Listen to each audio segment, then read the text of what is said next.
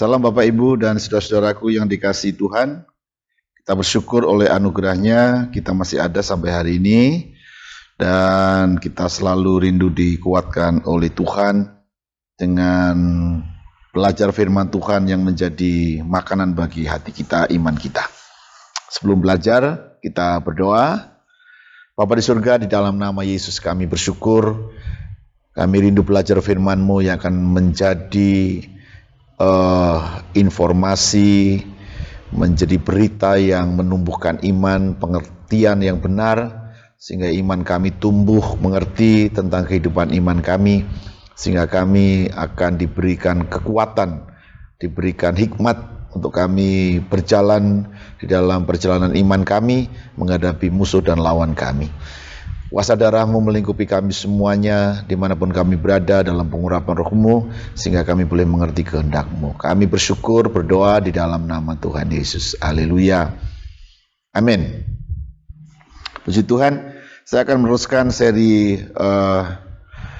peperangan rohani kita, atau seri tentang belajar tentang perlengkapan rohani kita, perlengkapan senjata rohani, dan saat ini saya ingin ngajak kita untuk memperhatikan di ayat 12 dari Efesus pasal 6, yaitu karena perjuangan kita bukanlah melawan darah dan daging, tetapi melawan pemerintah-pemerintah, melawan penguasa-penguasa, melawan penghulu-penghulu dunia yang gelap ini, melawan roh jahat di udara. Jadi sebelum kita bicara tentang senjata-senjata rohani, kita akan belajar dulu tentang mengenali lawan dan musuh kita, ya. Jadi hari ini kita beri judul tentang peperangan di dalam roh. Jadi kita harus mengenali dulu lawan atau musuh kita dalam peperangan rohani ini, sehingga kita tidak salah mengerti dan salah untuk bertindak. Jadi kekristenan itu memang perjuangan. Sekalipun memang kalau kita belajar kebenaran, Tuhan Yesus Kristus oleh kematiannya di kayu salib itu telah mengalahkan musuh, telah mengalahkan maut, telah mengalahkan iblis. Tetapi kita tetap masih berjuang karena iblis yang sudah kalah itu tetap menciptakan hal-hal yang tidak baik. Ya, sekali lagi, iblis yang sudah dikalahkan oleh Tuhan kita Yesus Kristus itu masih juga bekerja dengan cara-cara yang berbeda. Ya, Bapak Ibu Saudara, tapi yang jelas masih ada perjuangan-perjuangan iman kita, karena dari sisi yang lain ini juga menjadi latihan bagi kita untuk bertumbuh di dalam kebenaran dan membuktikan bahwa Tuhan Yesus berkuasa dan sudah mengalahkannya. Dan sekalipun kita masih dalam perjuangan-perjuangan iman dan juga menghadapi lawan kita, kita percaya firman Tuhan telah mengajar kita ada solusi-solusi untuk apa yang harus kita lakukan. Ya, puji Tuhan. Jadi yang pertama, kita harus mengenal dulu lawan-lawan kita, ya, mengenal musuh-musuh kita, mengenal apa yang kita hadapi, orang-orang percaya hadapi, berbagai hal yang tidak baik di sana, ya. Yang pertama, kalau kita membaca di dalam Efesus tadi, berkata bahwa musuh kita itu bukanlah darah atau daging. Jadi kita bukan melawan darah atau daging. Darah dan daging ini pasti berbicara tentang kehidupan manusia, karena manusia itu mengandung darah dan mengandung daging. Artinya bahwa lawan kita yang sesungguhnya itu bukan manusia. Lawan kita bukan sesama kita. Kalaupun terjadi konflik-konflik di antara manusia dengan manusia, itu tidak berarti sebenarnya cara pandangnya musuh kita adalah manusia. Alkitab ingin mengajar kepada kita bahwa sekalipun konflik, kesusahan, kesukaran, bahkan peperangan-peperangan yang terjadi di dunia ini, ya, masalah-masalah yang terjadi di dunia ini, dan paling kecil di dalam diri kita, di sekeliling kita, di keluarga, di kantor kita, di tempat kerja, bahkan dalam gereja Tuhan, dalam pelayanan, seolah-olah terjadi banyak pertentangan antara manusia satu dengan manusia yang lain. Tetapi kalau kita belajar dari kitab Efesus, tetap yang dimaksud Tuhan, musuh kita bukanlah darah dan daging, bukan manusia. Nah, firman Tuhan ingin mengatakan kepada kita bahwa kekacauan-kekacauan yang terjadi atau hal-hal yang tidak baik itu terjadi, atau katakanlah ada banyak orang yang jahat, ada orang-orang yang mengerjakan hal-hal yang jahat, itu dalam pemandangan pengajarannya Paulus, Efesus ini bukan manusianya, tapi adalah orang-orang yang dikuasai, orang-orang yang dipengaruhi oleh roh-roh jahat, oleh iblis, oleh hal-hal yang duniawi. Jadi bukan manusianya. Nanti kita akan belajar bahwa tingkatan-tingkatan pekerjaan roh jahat itu juga berbeda di setiap pekerjaannya, termasuk ke dalam diri manusia. Jadi hal pertama yang harus kita belajar bahwa kita memang menghadapi peperangan-peperangan, tetapi peperangan itu adalah peperangan rohani. Jadi karena peperangan rohani itu artinya memang menghadapi roh-roh, tentu dengan roh-roh jahat. Ya, jadi peperangan rohani kita itu, peperangan itu adalah bukan peperangan manusia dengan manusia, tapi menggambarkan tentang kalaupun terjadi konflik di antara manusia, pasti di sana ada dalangnya. Begitu ya, ada dalangnya, ada kuasa lain, ada kuasa jahat, ada kuasa iblis yang bekerja di dalam diri manusia, dalam darah dan daging itu. Tetapi kuasa yang bekerja di dalam darah dan daging itu dalam pelayanan Tuhan Yesus itu bisa diusir, bisa dikalahkan. Dan dalam banyak hal, kita mungkin sudah pernah mendengar atau nonton pertemuan-pertemuan doa syafaat di gereja-gereja atau di negara-negara yang dapat mengalahkan penguasa-penguasa yang jahat sekalipun. Keadaan yang buruk sekalipun dapat dikalahkan dengan doa. Kenapa? Karena keadaan yang kacau, orang-orang jahat, pembunuh-pembunuh, peperangan-peperangan itu sekali lagi digerakkan oleh roh yang bekerja di dalam darah dan daging. Jadi pelajaran ini melalui firman Tuhan ini ingin memberi pengertian kepada kita bahwa musuh kita bukan darah dan daging. Jadi Bapak Ibu Saudara yang berapa waktu ini Anda mengalami konflik ya dengan sesamamu, itu bukan musuhmu yang sesungguhnya. Sekalipun ada orang-orang yang jahat, ada orang-orang yang merancang hal-hal yang jahat terhadap kita, Alkitab sekali lagi ingin mengatakan musuhmu bukan darah dan daging. Jadi yang kedua artinya bahwa musuh kita adalah dalam wujud roh-roh, ya, roh-roh atau sesuatu yang tidak kelihatan, ada dalam dunia roh. Dalam banyak pelayanan kelepasan yang kami kerjakan, kami mengenali juga ada cara-cara kerja roh-roh ini di dalam kehidupan kita orang-orang percaya sekalipun, ya. Jadi ini tidak hanya berlaku bagi orang nggak percaya, ada orang yang percaya Yesus, ya. Soal seberapa besar dia percaya, sebenarnya kan di Alkitab mestinya orang yang percaya kepada Yesus dan hidup bersama dengan Yesus, ya tentu dalam kebenaran dan kekudusan, iblis mestinya tidak bisa kan.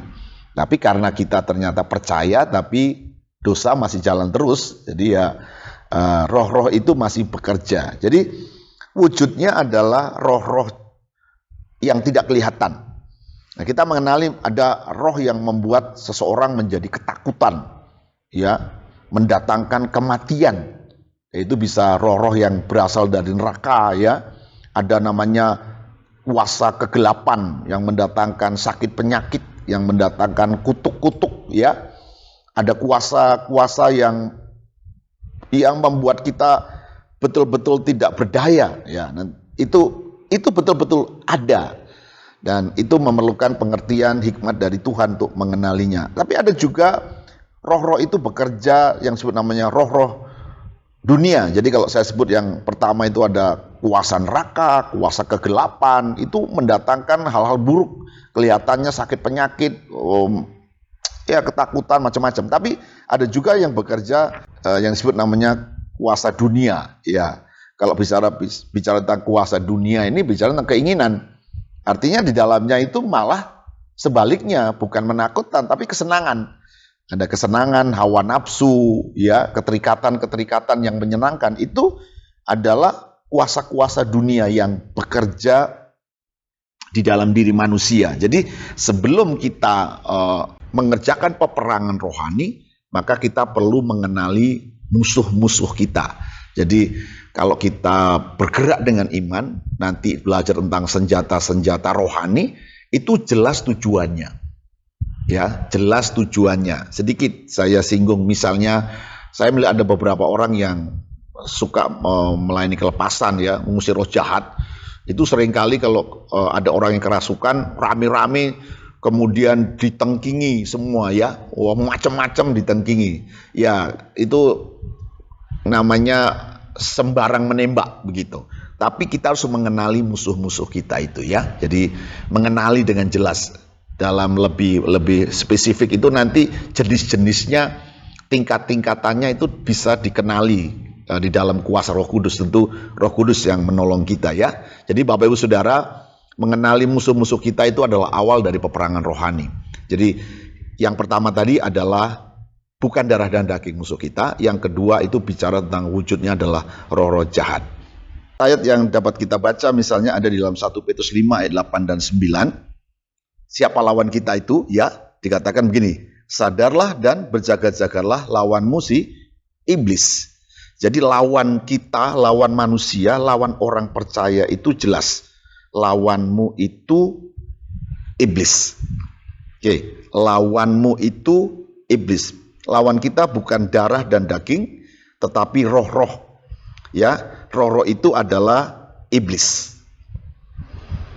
Yang bekerja, jadi iblis yang bekerja memakai yang strategi yang disebut namanya tipu muslihat.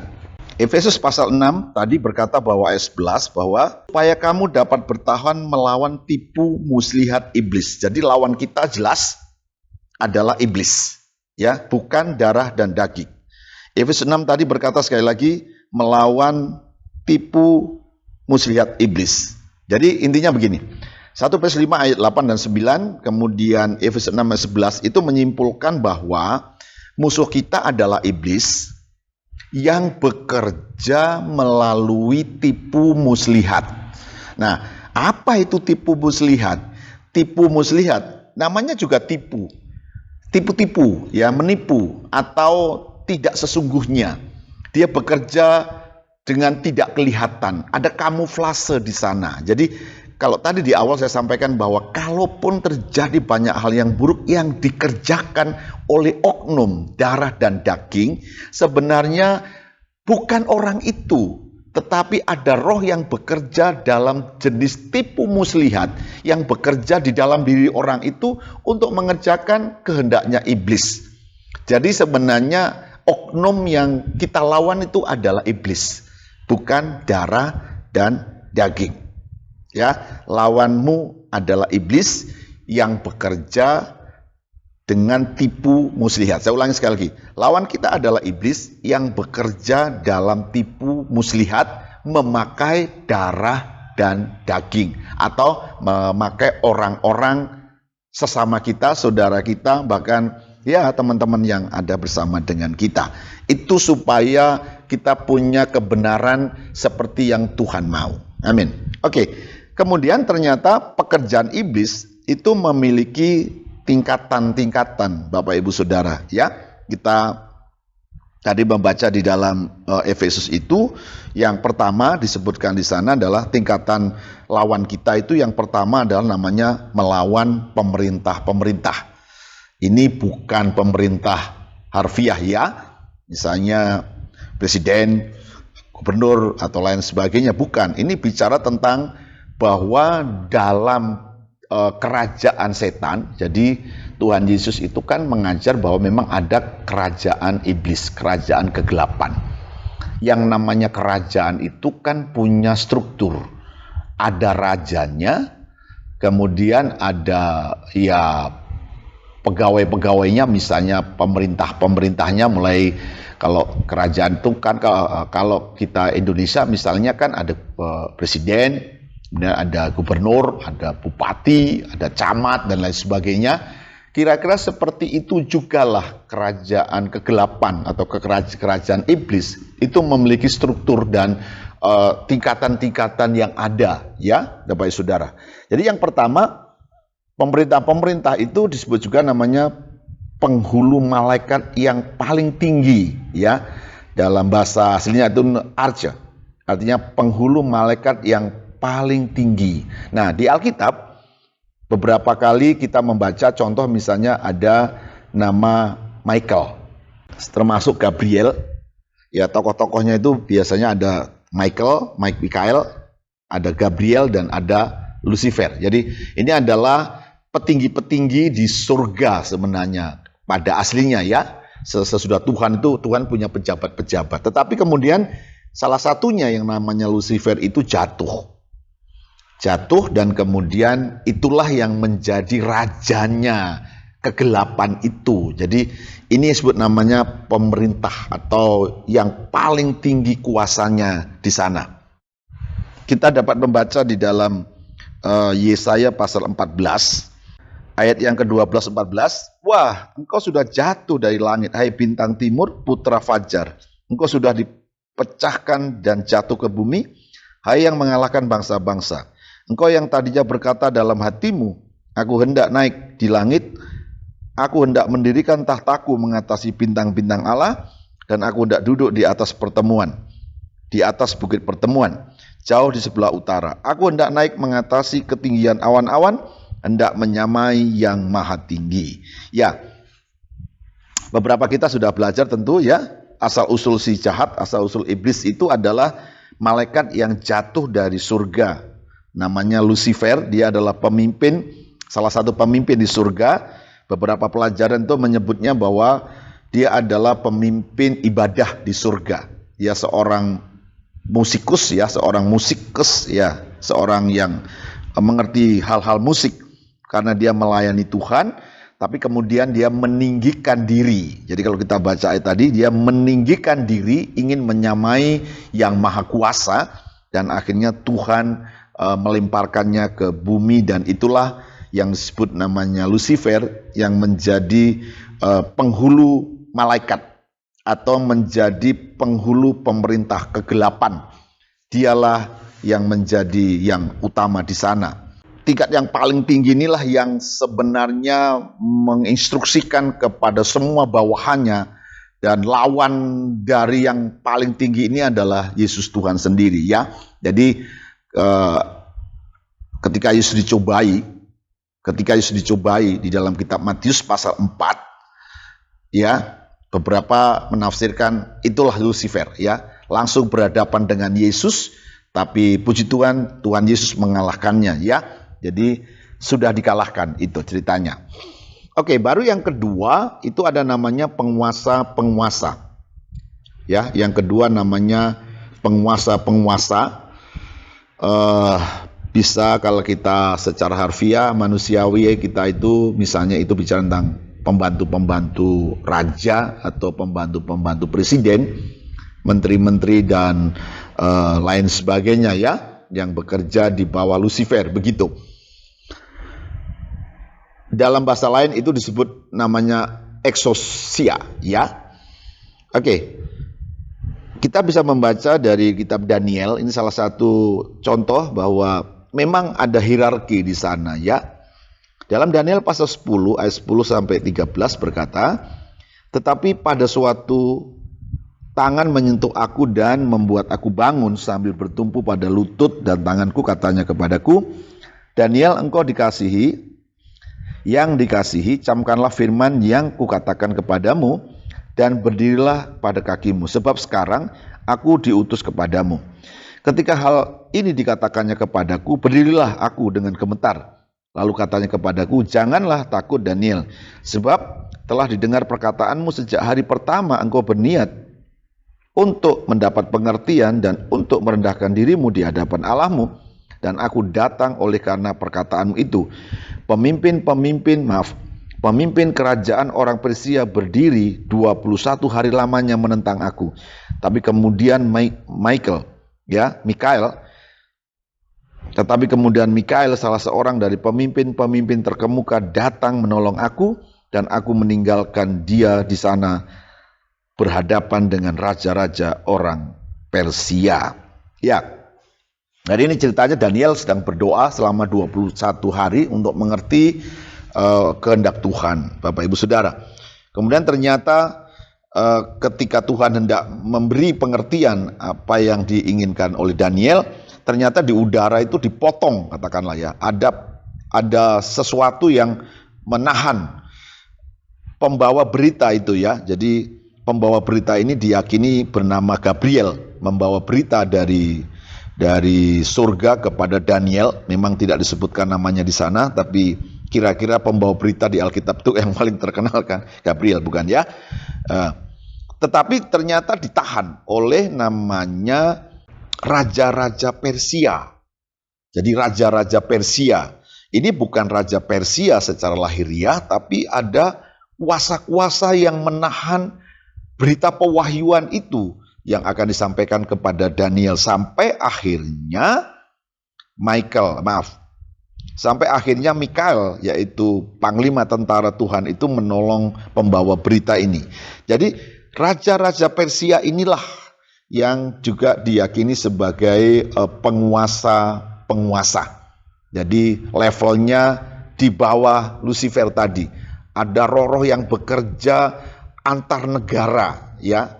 Kalau kita baca beberapa pelajaran dan pengalaman teman-teman kita yang mengalami peperangan rohani itu dapat mengenali di setiap negara itu ada jenis-jenis roh yang berkuasa. Oleh sebab itu di setiap negara itu beda-beda situasi dunia rohaninya ya Bapak Ibu Saudara. Misalnya kita di Indonesia ini yang paling serius adalah kita seperti selalu saja gitu ya ditarik kepada roh-roh, misalnya roh-roh nenek moyang ya, sudah beragama, beberapa kita sudah percaya Yesus, bahkan itu masih saja percaya kepada roh-roh orang mati misalnya ya, roh-roh perdukunan yang bekerja begitu. Jadi itu setiap daerah itu beda-beda, ada penguasa-penguasanya di sana ya. Dan ini dapat dikenali ketika kita berdoa dalam tingkat peperangan rohani di dalam roh ya Bapak Ibu Saudara. Dan ini tidak mudah karena ini memiliki kekuatan, tapi Tuhan pasti akan menolong kita. Baru yang ketiga disebutkan di sana adalah penghulu-penghulu ya, penghulu-penghulu kegelapan, kosmokrator dalam bahasa aslinya ya, adalah pasukan yang melemahkan kekuatan dan memenjarakan kita ya, atau pasukan yang melemahkan dan memenjarakan kita. Jadi ada sekelompok atau tingkatan roh jahat yang bekerja itu sampai mendatangkan kelemahan dan kemudian memenjarakannya ya. Sekali lagi, melemahkan dan memenjarakannya atau menguasainya sehingga iblis bekerja di dalamnya ya. Bapak Saudara, kita bisa baca di beberapa ayat di dalam 2 Korintus pasal yang ke-4 itu ada ayat yang ditulis berkata begini: jika Injil yang kami beritakan masih tertutup juga, maka ia tertutup untuk mereka yang akan binasa, yaitu orang-orang yang tidak percaya, yang pikirannya telah dibutakan oleh ilah zaman ini, sehingga mereka tidak melihat cahaya Injil tentang kemuliaan Kristus yang adalah gambaran Allah. 2 Korintus 3 ayat 4. Jadi Paulus ingin mengatakan bahwa ketika berita Injil itu disampaikan, ada banyak orang tidak mengerti karena tertutup. Jadi ada kata tertutup. Bahasa yang lain dikatakan pikirannya yang telah dibutakan. Jadi ini bicara tentang dipenjarakan, dikuasai. Ada roh jahat yang menguasai seseorang, menguasai suatu bangsa, menguasai satu suku bangsa, sehingga mereka ditaklukkan, dipenjarakan untuk tidak dapat mengerti kebenaran firman Tuhan dan dimerdekakan, begitu ya. Jadi ada yang membutakan, yang menutup, ada yang menutupi pikiran dan hati. 2 Korintus 10 ayat 5. Kami mematahkan setiap siasat orang dan merubuhkan setiap kubu yang dibangun oleh keangkuhan manusia untuk menentang pengenalan akan Allah. Kami menawan segala pikiran dan menaklukkannya kepada Kristus.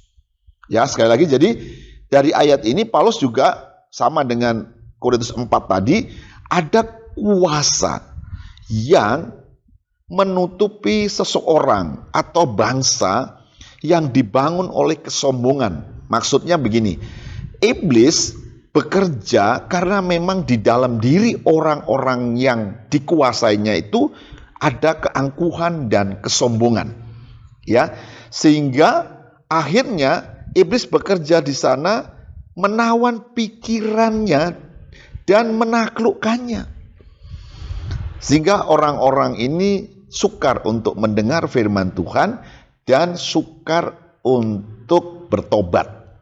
Jadi jika ada di antara Bapak Ibu Saudara mengenal saudaramu, temanmu yang kok enggak bisa ya mengerti firman Tuhan, kok enggak bisa ya menikmati ibadah, bukan tidak mungkin dia dikuasai, begitu ya. Saya mau cerita begini.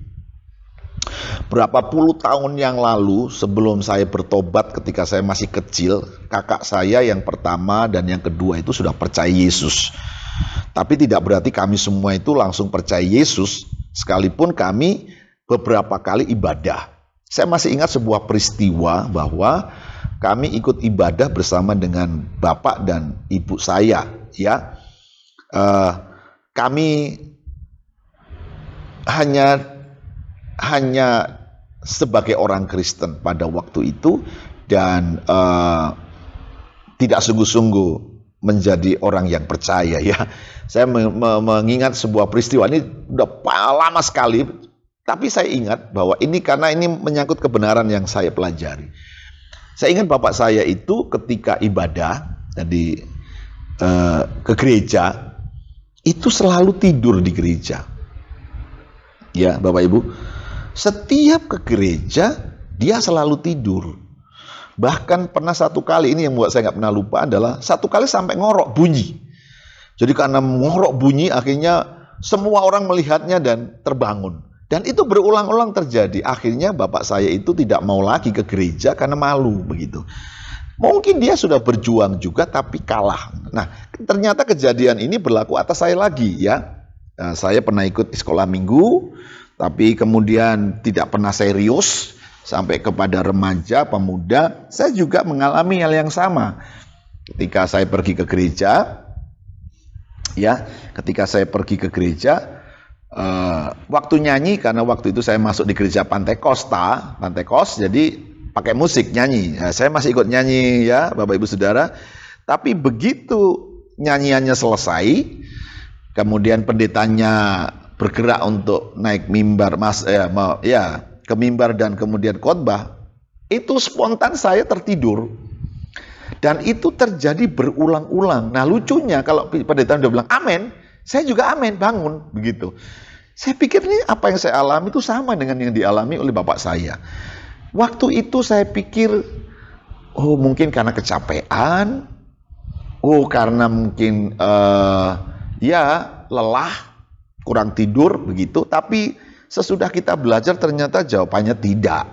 Itu adalah pekerjaan iblis yang menutup, ya, pekerjaan iblis yang menawan. Jadi melemahkan dan memenjarakan, menawan pikiran, ya, pikiran dan hati kita sehingga kita tidak bisa mendengar. Jadi firman Tuhan itu kan pertama kita dengar dulu, Ya, kita dengar, kita mengerti, timbul iman, nah baru kita lawan iblis begitu. Tapi karena kita tidak bisa mendengar karena ngantuk, tidak bisa mengerti juga karena iblis berkuasa atas kita, akhirnya kita tidak pernah tumbuh iman kita, ya. Jadi dalam Korintus 2 Korintus 4 ayat yang 2 Korintus 4 ayat 3 seterusnya tadi itu iblis membutakan, ya. 2 Korintus 10 ayat 5 itu dibangun kubu. Jadi kubu itu seperti gua. Jadi kita itu seperti ada dalam sebuah gua rohani sebagai pertahanan supaya firman itu tidak sampai kepada kita, ya. Nah, kemudian ada juga di dalam Kolose. Kolose pasal 2 ayat 8 itu berkata, hati-hatilah supaya jangan ada yang menawan kamu dengan si filsafatnya yang kosong dan palsu menurut ajaran turun-temurun dan roh-roh dunia, tetapi tidak menurut Kristus. Ada kata di situ namanya menawan. Ya, menawan artinya memenjarakan, menawan, membuat kita menjadi tawanannya. Kita tidak berkuasa terhadap diri kita sendiri. Ada kuasa yang menaklukkan kita. Ya, jadi ini adalah pekerjaan penghulu-penghulu ini yang memenjarakan kita, menawan kita supaya apa? Supaya kita ini tidak mengerti firman Tuhan. Ya, jadi hati-hati Bapak Ibu Saudara yang kalau nonton TV bisa tahan sampai malam, nonton YouTube bertahan sampai malam, tapi begitu baca Alkitab ngantuk. Baca Alkitab ngantuk. Apalagi yang pergi ibadah, ruangan terbuka kena angin, ngantuk terus ibadah, ngantuk terus. Apalagi ibadah di ruang AC tambah ngantuk lagi. Orang bilang ya tidur di hadirat Tuhan. Mungkin dalam 1-2 kali kalau kelelahan mungkin bisa dimaklumi. Tapi kalau terjadi berulang-ulang artinya bahwa ada kuasa yang menawan. Ada kuasa yang memenjarakan, yang melemahkan kita. Jadi Bapak Ibu Saudara, ada beberapa orang yang akhirnya malas ke gereja karena apa? Aku nggak ngerti loh ke gereja itu. Aku nggak bisa menikmati kalau pergi ke gereja. Begitu. Itu artinya kita sedang ditawan. Saya nggak ngerti, saya malas doa karena aku nggak bisa konsentrasi. Aku malas baca Alkitab. Kalau baca Alkitab ayat 1, 2, 3 ngantuk, baca 1, 2, 3 ngantuk lagi. Jadi baca satu perikop itu setengah jam isinya ngantuk terus. Itu jangan dianggap sepele. Jika itu terjadi berulang-ulang itu artinya kita ada di dalam kuasa si jahat. Iblis tidak ingin kita mengerti firman Tuhan, timbul iman dan kita lawan dia. Jadi Bapak Ibu Saudara, ini adalah musuh-musuh kita, kuasa-kuasa yang bekerja di dalam kita dan di antara kita. Haleluya, ya. Jadi itu menawan. Jadi membutakan, membangun kubu dan menawan. Itu pekerjaan-pekerjaan yang dikerjakan oleh si jahat, ya. Jadi ini bicara tentang menawan, memenjarakan dan lain sebagainya. Itu bicara juga tentang keterikatan. Jadi teman-teman muda ya, zaman milenial ini cara keterikatan atau maksud saya adalah cara kerja iblis menaklukkan, mengikat kita itu berbeda dengan zaman saya. Kalau zaman saya iblis itu bekerja dengan melalui kuasa kegelapan. Ya, misalnya orang senang berguru, cari ilmu, ya, Bapak Ibu Saudara pergi ke dukun, pergi ke kuburan, ingin sakti, ingin punya tenaga dalam, ingin punya ilmu pengasih, macam-macam. Itu zaman dulu bekerja begitu ya. Tapi itu mengikat, betul. Nah, zaman yang sekarang mungkin berbeda. Anak-anak muda, remaja sekarang ini terikat dengan, atau maksud saya, diikat, ditaklukkan oleh iblis itu melalui hal-hal yang menyenangkan. Misalnya yang senang sekarang dengan gadget, ya. Kecanduan gadget ini adalah keterikatan. Ini penaklukan juga. Karena akhirnya gadget itu tidak pernah terlupakan ya. Jadi kita stres kalau tidak ada gadget. Kita stres kalau tidak ada kuota. Ya. Jadi kita itu hampir setiap kesempatan mesti buka HP. Ya, ada yang cek WA-nya, ada yang cek FB-nya, ada juga yang nonton dan lain sebagainya. Jadi bisa berjam-jam ada di sana. Jadi kalau untuk doa dibatasi, doa 1-2 jam udah bosen. Tapi begitu kita di layar smartphone, wah kita bisa berjam-jam. Itu keterikatan, itu penaklukan. Kecanduan gadget itu sekarang bukan hanya anak muda ya, itu ibu-ibu, orang-orang tua, wah sudah seru lah sekarang ya. Menjadi kesenangan hiburan tersendiri. Ya kalau sesekali sih saya pikir tidak apa-apa, tapi kalau menghabiskan waktunya untuk hal-hal seperti itu, ya akhirnya hal-hal rohani tidak dapat berkuasa atas kita. Nah, anak-anak muda itu banyak sekarang terikat dengan game.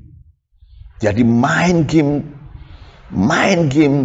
kapan saja, tidak peduli kapan, di mana, ada siapa, tidak ada yang lain. Fokusnya ke situ, kesenangan menjadi kecanduan. Jadi game itu sudah bisa menjadi semacam kecanduan. Jadi ini kubu ya. Jadi kecanduan, tidak hanya kecanduan narkoba. Jadi narkoba, obat-obat ya yang membuat kecanduan itu bagian daripada melemahkan, dikuasai.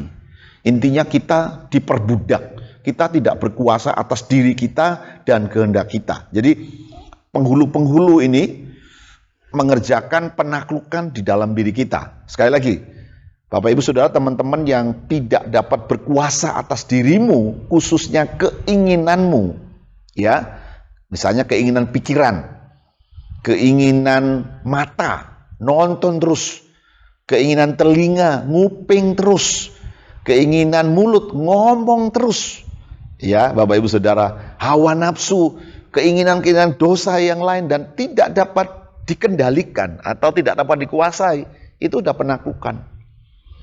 Jadi tidak hanya bicara narkoba, keterikatan rokok, ya, keterikatan kesenangan-kesenangan, ya termasuk apa saja, olahraga pun bisa menjadi kecanduan kalau semua ke sana. Ya, nanti banyak sekali, nanti kita bicara itu di pelajaran okultisme ya. Ada banyak sekali terikat yang tidak bisa kita tinggalkan. Jadi bahasanya begini, kalau dalam pemandangan dunia rohani adalah orang itu ditaklukkan, orang itu dikuasai, sehingga kehendak iblis harus terjadi. Nah, kehendak kita tidak bisa terjadi. Nah, terjemahan lain adalah kalau kehendak kita tidak dapat dikuasai, harus selalu dituruti, harus selalu diikuti, itu artinya kecanduan. Itu artinya kita di bawah kuasa. Kita harus mengerti hal itu, ya. Jadi televisi, tontonan lain sebagainya yang membuat kita terikat, itu bisa pekerjaan si jahat. Itu hati-hati jika kita tidak mengerti, kita tidak akan melawannya, kita tidak akan terlepas di dalamnya. Satu kali ada satu ibu yang cerita kepada saya begini, ternyata nonton drama di TV, nonton film, nonton apa-apa di YouTube itu bisa kecanduan gitu. Kalau kita mengikuti ceritanya. Jadi kalau orang cerita episode 1, 2, 3, kita pengen episode 4, 5 macam mana ya begitu. Nanti bagaimana ya gitu. Tapi kalau sudah berhenti, nggak ikut episode 5, 6, 7 nggak ikut, ke-8 udah malas gitu. Putus sebenarnya. Tapi si jahat itu berusaha untuk mengikat kita gitu ya. Ada pekerjaan si jahat di sana. Ada sesuatu yang mengikat kita harus melakukan itu gitu. Jika tidak, nah ini masalah akhirnya ya Bapak Ibu Saudara. Oke, itu namanya kuasa penghulu yang melemahkan, menaklukkan, ya, membutakan, membuat kubu, menawan dan menjadikan kita budaknya, sehingga keinginan kita selalu gagal untuk melayani, mengasihi Tuhan. Baru yang keempat itu ada namanya roh-roh jahat di udara, ya, adalah pasukan-pasukan bawah yang dalam banyak kerjanya itu mendatangkan, mempengaruhi ya. Saya catat ada 2 poin yang saya dapatkan. Misalnya adalah pekerjaan roh-roh jahat di udara ini adalah mempengaruhi sifat-sifat manusia, karakter manusia. Ya, misalnya orang menjadi jahat, ya, menjadi jahat. Kita sering membaca cerita di dalam Lukas pasal yang ke-11 ya, tentang kembalinya roh jahat. Di sana disebutkan bahwa apabila roh jahat keluar dari manusia, ia pun mengembara ke tempat-tempat yang tandus mencari perhentian Dan karena ia tidak mendapatinya, ia berkata, aku akan kembali ke rumah yang telah kutinggalkan itu. Maka pergilah ia dan mendapati rumah itu bersih, tersapu, dan rapi teratur. Ayat 26 berkata, lalu ia keluar dan mengajak 7 roh lain yang lebih jahat daripadanya. Dan mereka masuk ke dan berdiam di situ. Maka akhirnya keadaan orang itu lebih buruk daripada keadaannya semula. Jadi menurut ayat ini, roh-roh jahat itu memang menghasilkan sifat jahat, menimbulkan sesuatu yang jahat di dalam diri manusia, yaitu pikirannya, sifat-sifatnya, emosinya, mempengaruhi perkataan-perkataannya, mempengaruhi pikiran-pikirannya, dan semuanya menjadi jahat. Jadi kalau kita melihat orang ini kok jahat sekali ya, pikirannya jahat, omongannya jahat, tindakannya jahat, itu karena ada roh jahat yang bekerja di dalam diri orang itu.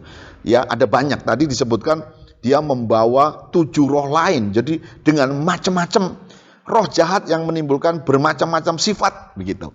Dalam pelayanan kelepasan yang kita kerjakan, kita menganggap bahwa sifat-sifat jahat itu adalah manifestasi daripada roh-roh jahat di dalam diri manusia. Misalnya ada orang yang suka bohong, ya berarti dia dikuasai oleh roh yang namanya roh bohong, begitu saja. Orang suka menipu, orang pikirannya cemar ya, najis, dikuasai oleh roh kenajisan begitu. Jadi roh-roh jahat itu menciptakan, mempengaruhi manusia untuk akhirnya mengikuti kehendaknya. Jadi ini yang bekerja yang ya bisa menawan orang-orang percaya sekalipun ya. Jadi roh-roh yang mempengaruhi sifat bahkan sampai karakter manusia, emosinya, pikirannya, kehendaknya itu bisa menjadi jahat karena pengaruh dari roh-roh jahat yang bekerja di dalam kita ya. Kemudian tidak hanya membuat kita terpengaruh dalam sifat karakter kita, roh jahat ini juga bekerja menghasilkan yang namanya sakit penyakit. Jadi kita bisa baca di beberapa ayat bahwa Tuhan Yesus itu dalam pelayanannya itu ketika menemukan orang sakit, hubungannya dengan roh jahat gitu ya. Nah, ada di Matius 4 misalnya ayat 23 berkata, Yesus pun keliling di seluruh Galilea. Ia mengajar dalam rumah-rumah ibadat dan memberitakan Injil Kerajaan Allah serta melenyapkan sakit penyakit dan kelemahan di antara bangsa itu. Jadi ada penyakit dan kelemahan yang dikerjakan oleh roh jahat. Biasanya akan selalu ada hubungannya antara penyembuhan ya, doa kesembuhan dengan pengusiran roh-roh jahat itu. Biasanya ada hubungannya. Dalam beberapa pelayanan kami, orang-orang yang sakit itu ada yang karena pekerjaan roh jahat. Ya, ada lagi di Matius pasal 8 misalnya ayat 16. Menjelang malam dibawalah kepada Yesus banyak orang yang kerasukan setan dan dengan sepatah kata Yesus mengusir roh-roh itu dan menyembuhkan orang-orang yang menderita sakit. Jadi ada banyak kali penyakit-penyakit yang dikerjakan oleh roh-roh jahat. Tapi tidak berarti bahwa semua penyakit karena roh jahat ya Bapak Ibu Saudara. Tapi ada penyakit-penyakit yang dikerjakan oleh roh-roh jahat. Dan kalau roh jahatnya diusir, roh jahatnya ditengking di dalam nama Yesus, maka sakitnya sembuh. Itu yang dikerjakan oleh Tuhan Yesus tadi ya. Satu lagi Matius 9 ya. Ini ayat 32, seorang bisu disembuhkan. Sedang kedua orang buta itu keluar, dibawalah kepada Yesus seorang bisu yang kerasukan setan. Jadi orang bisu yang kerasukan setan. Jadi ada ayat lain berkata bahwa setan yang membuat orang itu menjadi bisu. Dan setelah setan itu diusir, dapatlah orang bisu itu berkata-kata. Maka heranlah orang banyak katanya, yang demikian belum pernah dilihat orang di Israel. Jadi ada roh jahat yang mendatangkan kebutaan, tuli, macam-macam ya.